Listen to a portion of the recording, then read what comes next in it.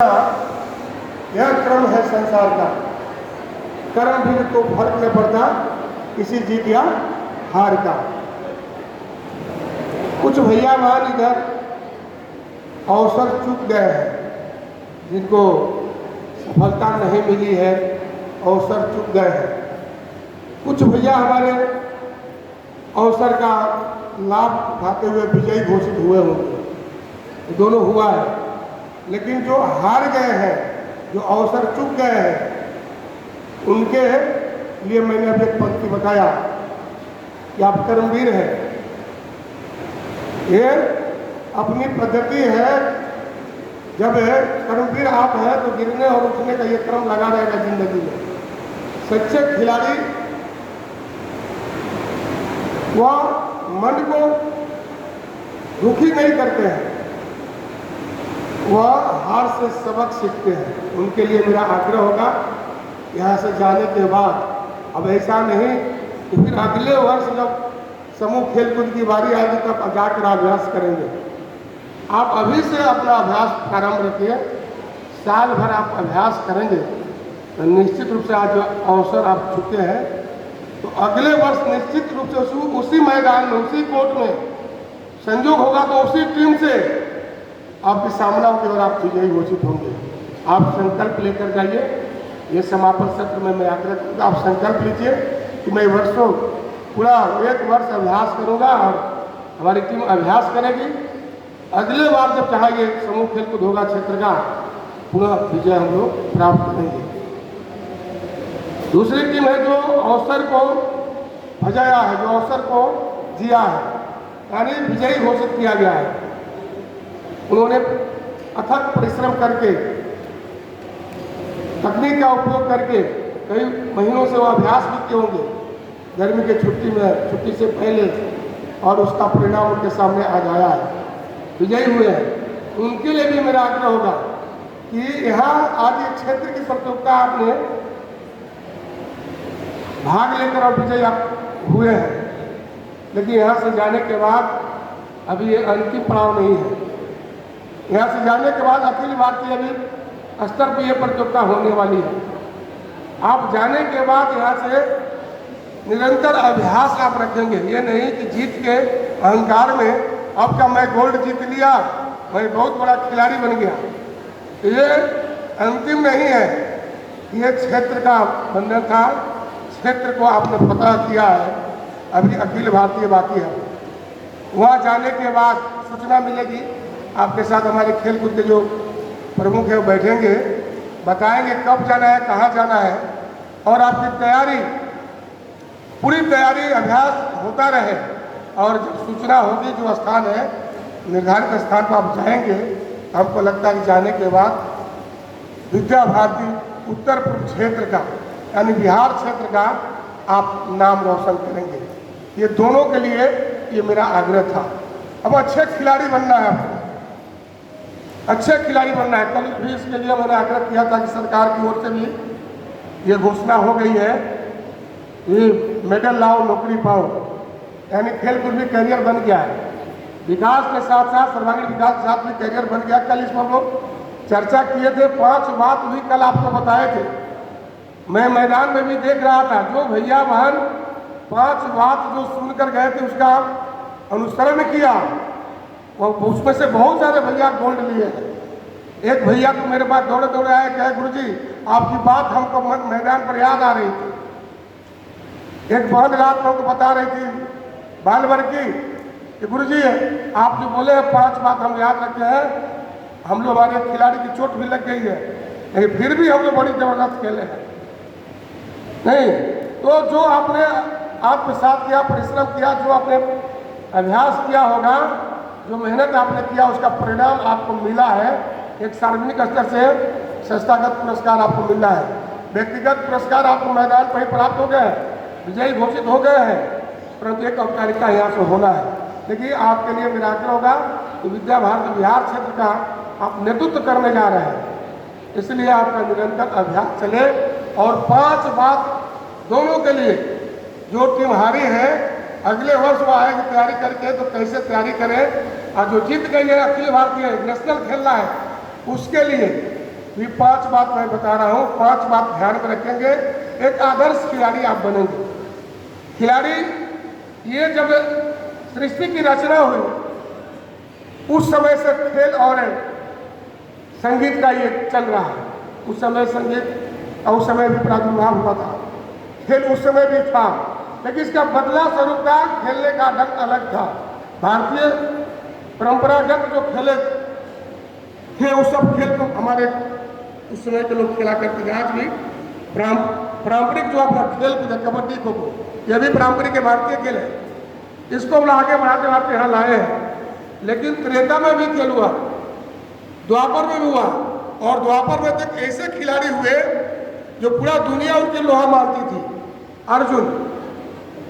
अर्जुन का आप नाम सुने होंगे, जो धनुर्विद्या का बहुत बड़ा जानकार, बहुत बड़ा धनुर्धर, उसके जैसा धनुर्धर द्वापर में कौरव पांडव के बीच में आप जानते होंगे, पांडव कोई नहीं हुआ। क्यों बन गया अर्जुन भाई इतना बड़ा धनुर्धर कैसे बन गया? वो भी एक खेल का विधा है। ये तीरंदाजी भी एक खेल का विधा है। धनुर्धर इतना बड़ा अर्जुन बन गए, कैसे बन गए? तो 5 चीज उस अर्जुन के अंदर निहित थी। आप भी कल के अर्जुन बने, इसलिए मैं 5 बात मैं आपसे आग्रह कर रहा हूं। आप देखे होंगे महाभारत में भगवान कृष्ण अर्जुन को पार्थ बोला करते थे, पार्थ। और पार्थ में 5 अंग्रेजी के लेटर है। पी है, क्या है? पी है, और क्या है? ए है, आर है, टी है, एच है। ये पार्थ में 5 अंग्रेजी के लेटर है। एक खिलाड़ी के अंदर ये 5 चीजों है। पी फॉर पॉजिटिव सोच, पॉजिटिव, पी फॉर पॉजिटिव। यानी जो अच्छे खिलाड़ी होते हैं या अच्छे खिलाड़ी जिनको बनना होता है, वो अपने खेल जीवन में हमेशा सकारात्मक सोचते हैं। जैसे क्रिकेट में अंतिम गेंद पर भी बल्लेबाज यह उम्मीद रखता है, सकारात्मक सोचता है कि अंतिम गेंद से छक्का निकलेगा और हमारी टीम क्या होगी? जीत जाएगी। और जो फील्डिंग करती है टीम, उसका भी खिलाड़ी सोचता है कि अंतिम बॉल पर मैं कैच कर लूंगा और मेरी टीम क्या होगी? जीत जाएगी। यानी ये पॉजिटिव सोच, अंतिम गेंद तक का सकारात्मक सोच जिस भैयावान खिलाड़ी के अंदर रहेगा, वो अर्जुन जैसा खिलाड़ी बनेगा। पी फॉर, पार्थ में 5 लेटर, पी फॉर पॉजिटिव, यानी पॉजिटिव सकारात्मक सोच होनी चाहिए। अच्छे खिलाड़ी बनना है तो, या अभ्यास करना है तो। दूसरा उसमें है ए फॉर एम, एम में लक्ष्य, यानी अच्छा खिलाड़ी का अपना लक्ष्य होता है। अगर अच्छा आप करना चाहते हैं, आगे बेहतर प्रदर्शन करना चाहते हैं जिंदगी के किसी भी क्षेत्र में, अभी तो मैं यहाँ खेल की बात कर रहा हूँ, अगर आप आगे बढ़ना चाहते हैं तो लक्ष्य आपका होना चाहिए, और वो भी कैसा लक्ष्य? ऊंचा लक्ष्य होना चाहिए, तो आप अच्छा प्रदर्शन कर सके। जो हार गए हैं वो लक्ष्य ले कि अगली बार इसी खेलकूद में, 37वां खेलकूद में मैं जीत कर जाऊंगा, ये लक्ष्य मैं ले रहा हूँ। जो यहाँ जीते हैं वह अखिल भारतीय के लिए लक्ष्य ले, यहाँ से जाने के बाद मुझे नेशनल खेलना और उसमें मुझे विजयी होना है। यानी ए फॉर एम मतलब लक्ष्य आपका होना चाहिए। आदर्श स्थिति जब होती है, अच्छे खिलाड़ी जब होते हैं, तो उनके अंदर लक्ष्य होता है कि हमको कुछ करना है, इस खेल को जीतना है, देश के लिए जीतना है, विद्या भारती के लिए जीतना है, लेकिन जीतना है, ये उनके अंदर लक्ष्य रहता है। एक है आर फॉर रनिंग, यानी अच्छा प्रदर्शन करने के लिए हमेशा दौड़ते रहना पड़ेगा आपको। अब कोर्ट पर उतर गए, अब कोर्ट पर खड़े हैं, भाग दौड़ नहीं कर रहे हैं, दौड़ नहीं रहे हैं, कैचिंग नहीं कर रहे हैं, रीडिंग नहीं कर रहे हैं, तो फिर आपकी टीम जीतेगी नहीं। इसलिए खेल कूद के लिए बराबर दौड़ते रहिए, अभ्यास करते रहिए, रनिंग पीरियड आपकी रहे, तो आप अच्छे खिलाड़ी आप बनेंगे, जैसे अर्जुन के पास था। अर्जुन के पास यह था, युद्ध को कैसे जीतना है, खेल का अच्छा प्रदर्शन कैसे करना है, हमेशा रनिंग पीरियड में अर्जुन आता था। आपको भी आदर्श खिलाड़ी बनना है, अच्छा करना है तो आपके जीवन में अपने खेल के लिए दौड़ते रहना पड़ेगा, अभ्यास करते रहना पड़ेगा। चौथा लेटर है T. T for time management, यानी अच्छे खिलाड़ी का ये स्वभाव होना चाहिए समय का नियोजन, यानी समय का पालन। हम अच्छे खिलाड़ी हैं तो समय से उठना, समय से अभ्यास करना, या प्रतियोगिता है तो समय से वहाँ पहुँचना, और एक एक सेकंड का सदुपयोग करके अंक को बढ़ाना। यानी टाइम मैनेजमेंट यदि आपका हो गया, समय का नियोजन आप कर लिए, तो आप अच्छे खिलाड़ी बन जाएंगे। आप समय का सदुपयोग करेंगे, अंक आपका अच्छा आएगा, प्रदर्शन अच्छा होगा। हर समय का आपका उपयोग यदि करते हैं, अच्छे खिलाड़ी बनेंगे। इसलिए अच्छे खिलाड़ी को समय का नियोजन अपने जीवन में करना चाहिए। पांचवा है क्या? H. H for hard work, यानी अच्छे खिलाड़ी बनने के लिए, अच्छा प्रदर्शन करने के लिए कठोर परिश्रम करना पड़ता है।